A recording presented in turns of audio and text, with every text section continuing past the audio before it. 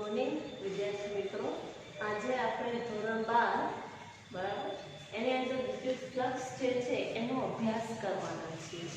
તો પહેલા તો આપણે વિદ્યુત ફ્લક્સ એની જે ડેફિનેશન છે એની વાત કરીએ.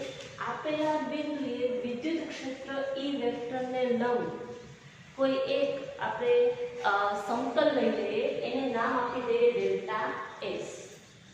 ડેલ્ટા S ક્ષેત્રફળનો નાનો સમતલ ખંડ મૂકી તેમાંથી પસાર થતી ક્ષેત્ર રેખાઓની સંખ્યા, એને છે વિદ્યુત ફ્લક્સ કહેવામાં આવે છે.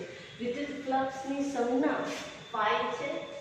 એટલે આ ફરીથી એક વખત પહેલા તો વર્ડ ટુ વર્ડ જઈએ, પછી આપણે એને એક્સપ્લેન કરીએ. આપેલા બિંદુએ વિદ્યુત ક્ષેત્ર E વેક્ટરને લંબ એક ડેલ્ટા S ક્ષેત્રફળનો સમતલ ખંડ મૂકીએ તો તેમાંથી પસાર થતી વિદ્યુત ક્ષેત્ર રેખાની સંખ્યાને વિદ્યુત ફ્લક્સ ફાઈ કહેવામાં આવે છે. હવે કોઈ એક વિચારી લઈએ કે ભાઈ કોઈ ઇલેક્ટ્રિક ફિલ્ડ આપણે મૂક્યું છે કે ભાઈ અહીંયાથી આમ જાય છે, વિદ્યુત ક્ષેત્ર જાય છે, બરાબર, ક્ષેત્ર રેખા અહીંયાથી આવી રીતે આગળ જાય છે.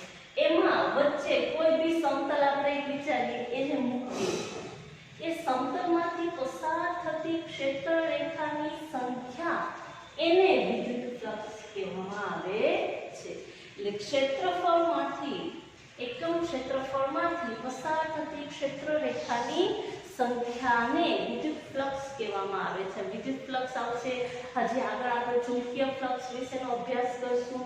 તો ફ્લક્સ એટલે એક પ્રકારની ક્ષેત્ર રેખાની સંખ્યા સમતલમાંથી પસાર થતી, તો એને ફાઈ વડે દર્શાવીએ છીએ. Phi is equal to E vector dot delta S vector. Delta S E vector એટલે વિદ્યુત ક્ષેત્ર, બરાબર, ડેલ્ટા S એટલે ક્ષેત્રફળ સદિશ. હવે આપણે 11th માં શીખી ગયા છીએ સદિશ રાશિ અને અદિશ રાશિ. એમાં ક્ષેત્રફળ જે છે એ કેવી રાશિ છે તો કે સદિશ રાશિ છે. આ એક સમતલ લઈ લો તો એનું ક્ષેત્રફળ કયું થશે તો કે સમતલને લંબ બહાર નીકળતી દિશામાં થાય. એટલે આ જે સમતલ છે એનું ક્ષેત્રફળ સદિશ ડેલ્ટા S વેક્ટર કઈ દિશામાં થશે તો કે સમતલને લંબ બહાર નીકળતી દિશામાં, એટલે આમ ઉપર જતી દિશામાં થાય. હું સમતલ આમ ગોઠવી દઉં તો એક ક્ષેત્રફળ સદિશ આમ થશે, બરાબર. સમતલને ઉલટાવશો એટલે ક્ષેત્રફળ સદિશ નીચે. એટલે તમે આ સમતલને જે દિશામાં ફેરવશો એ દિશામાં એનો ક્ષેત્રફળ સદિશ હશે. પણ એ હંમેશા કેવો હશે તો કે આ જે સમતલ છે એને લંબ બહાર નીકળતી દિશામાં. પછી સમતલ આમ હોય તો આવી રીતે બહાર નીકળતી દિશામાં, બરાબર. એટલે આપણે અહીંયા કે ભાઈ ફાઈ નો જે બેઝિક ફોર્મ્યુલા છે પેલા એ યાદ રાખવાનું છે. આ અદિશ રાશિ છે, બરાબર. E vector dot delta S vector. Delta S એટલે ક્ષેત્રફળ સદિશ, જે તે સમતલ છે તે આપણે સમતલ ખંડ લઈએ છીએ એનું ક્ષેત્રફળ સદિશ, અને E વેક્ટર કે જે તમે ક્ષેત્ર વિદ્યુત ક્ષેત્રમાં મૂકો છો સમતલને એ વિદ્યુત ક્ષેત્ર, બરાબર. એટલે હવે આ ડોટ પ્રોડક્ટ છે એને આપણે દૂર કરશું તો સમીકરણ ફાઈ ઇઝ ઇક્વલ ટુ આવશે E delta S cos theta, બરાબર છે. હવે આને લઈ અને ફાઈ ના અલગ અલગ વેલ્યુ જે છે આપણે લેતા જઈએ કે ભાઈ બેઝિક, ચલો આપણે એમ કહી દઈએ કે આ એક આકૃતિ ફર્સ્ટ હું આને લઈશ, બરાબર છે. ચાલો અહીંયા જે છે એ E વેક્ટર એટલે સમતલને આમ સમાંતર સમાન વિદ્યુત ક્ષેત્ર અપ્લાય કરેલું છે. ભાઈ આ વિદ્યુત ક્ષેત્ર સમાન છે, આવી રીતે જાય છે. એની અંદર સમતલને આવી રીતે ગોઠવેલો છે ત્રાંસુ, બરાબર છે. આમાં સમતલ કેવો છે સ્ટ્રેટ છે, બરાબર છે.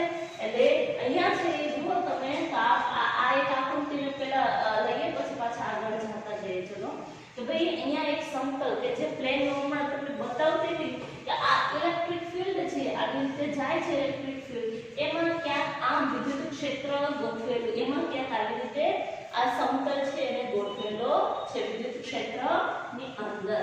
અને ડેલ્ટા S વેક્ટરની દિશા તો કઈ થશે તો કે આમ કંઈક આવી રીતે છે. ડેલ્ટા S વેક્ટરની દિશા સમતલ આમ છે તો ડેલ્ટા S વેક્ટર આમ હશે, બરાબર અહીંયા છે એ સમતલને આવી રીતે ગોઠવેલો છે ને ડેલ્ટા એસ વેક્ટર આમ સ્ટ્રેટ આવશે અહીંયા સમતલને આમ ત્રાસો ગોઠવેલો છે તો ડેલ્ટા એસ વેક્ટર આમ ત્રાસો જ આવશે બરાબર છે એટલે અહીંયા જે છે કે phi E delta S cos theta કે જ્યાં થીટા એ E અને ડેલ્ટા એસ વેક્ટર વચ્ચેનો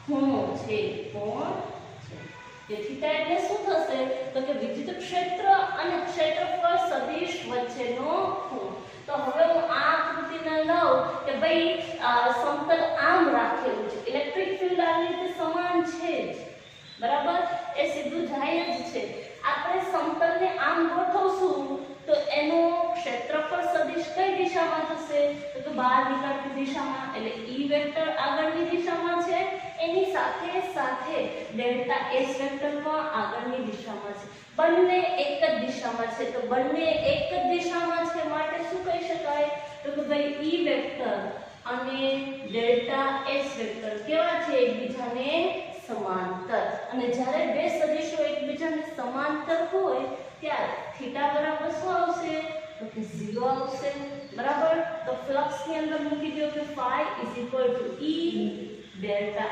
S cos થીટા થીટા ની કિંમત મૂકશું એટલે આવશે E delta S cos 0 cos 0 એની કિંમત 1 થાય માટે phi E delta S flux નું જે કિંમત છે એ એક મહત્તમ આવી મળશે હવે બીજું ઓપ્શન આપણે લઈ લઈએ તો હું એ કહું છું કે સમતલને આમ રાખ્યું બરાબર હવે ધીમે ધીમે ફેરવું આપણે સમતલને આમ ગોઠવી દઈએ તો હવે શું થશે ડેલ્ટા S વેક્ટર ક્યાં આવશે E વેક્ટર તો આગળની દિશામાં જ છે પણ ડેલ્ટા S તો કે ભાઈ સમતલની લંબ બહાર નીકળતી દિશામાં છે ડેલ્ટા S વેક્ટર આ આકૃતિમાં આપણે કે ભાઈ સમતલને અહીંયા ગોઠવી દઈએ આવી રીતે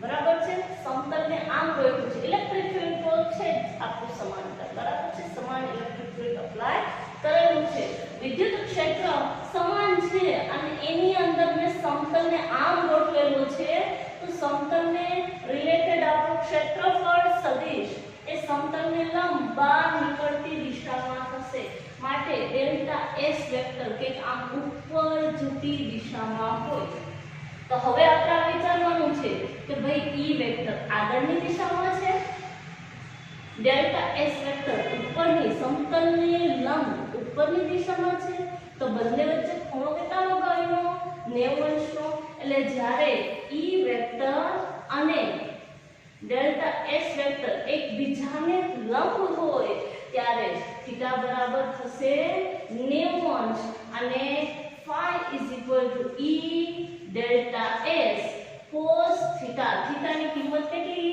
તો કે ભાઈ 90 એટલે cos 90 મૂકશું cos 90 ની કિંમત 0 થાય માટે ટોટલ કિંમત કેટલી થઈ ગઈ ફ્લક્સ કેટલું થઈ ગયું 0 કહેવાનો મતલબ કે જ્યારે તમે આવી રીતે લંબ દિશામાં સમતલને મૂકશો ત્યારે સમતલમાંથી પસાર થતી ક્ષેત્ર રેખાની સંખ્યા એ 0 થઈ ગઈ ક્યારે મહત્તમ પસાર થાય તો કે જ્યારે વિદ્યુત ક્ષેત્ર આમ હોય અને સમતલ આવી રીતે હોય બરાબર એટલે E વેક્ટર અને ડેલ્ટા S વેક્ટર ક્ષેત્રફળ સદિશ અને E વેક્ટર એ એકબીજાને સમાંતર હોય ત્યારે બધી જ ક્ષેત્ર રેખાઓ છે એ આ સમતલમાંથી પસાર થઈ શકે મહત્તમ ક્ષેત્ર રેખાઓ પસાર થાય એમ કહી શકાય બરાબર છે અને આને ઓપોઝિટ હવે મેં આમ રાખ્યું તો એની જગ્યાએ હું ફેરવીને આમ કરી નાખું તો ડેલ્ટા S કઈ દિશામાં થશે નીચેની દિશામાં થશે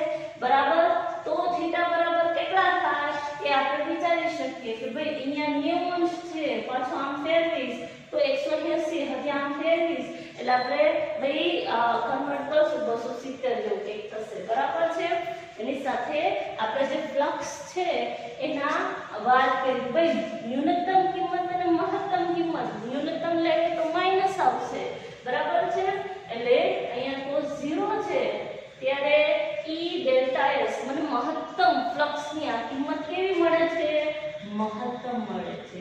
આ ફ્લક્સમાં મને વેલ્યુ કેવી મળે છે તો કે 0 મળે છે. જ્યારે E અને ડેલ્ટા S લંબ હોય ત્યારે ફ્લક્સ 0. એનાથી હવે જે આપણે છે એક બે ખૂણો છે એની વાત કરી છે. Flux phi = E vector dot delta S vector.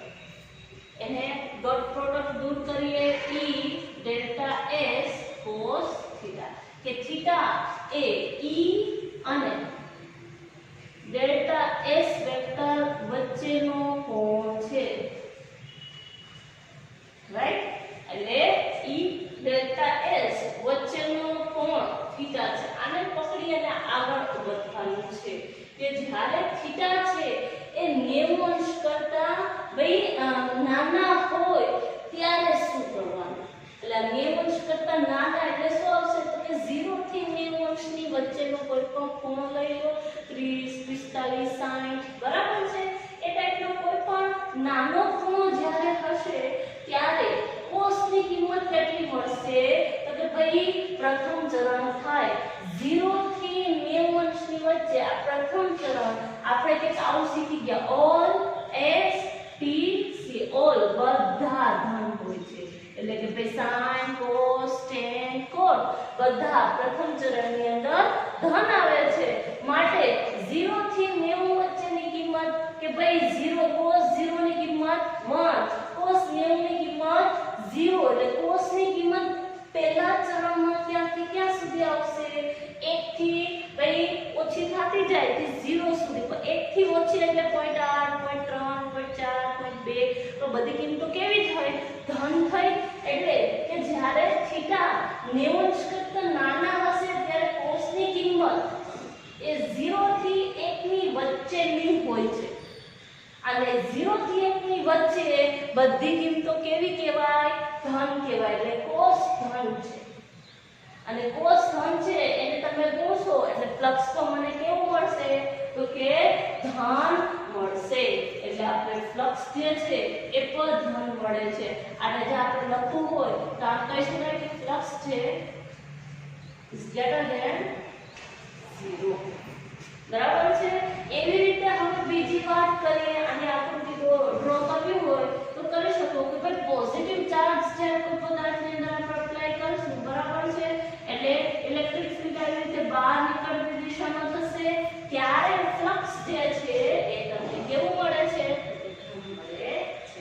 હવે આ વાત કરીએ આપણે બરાબર છે કે 90 અંશ કરતા જ્યારે ખૂણો મોટો હોય ત્યારે શું તો કે 90 થી મોટો 180 સુધીનો રાખીએ આપણે. 90 થી 180 બરાબર. cos 90 ની કિંમત 0 થાય અને cos 180 અંશની કિંમત -1 થાય. બરાબર. એટલે જ્યારે ખૂણો છે E અને ડેલ્ટા S વચ્ચેનો એ 90 કરતા મોટો કેટલો મોટો તો કે 90 થી 180 ની વચ્ચે. બરાબર. તો કિંમત કેટલી થશે 0 થી -1. આપણે વ્યવસ્થિત લખીએ -1 થી 0. બરાબર કે કિંમત cos ની વેરી થાય છે -1 થી 0. તો -1 થી 0 ની વચ્ચે કઈ વેલ્યુ આવશે -0.8, -0.5, -0.4 બરાબર છે.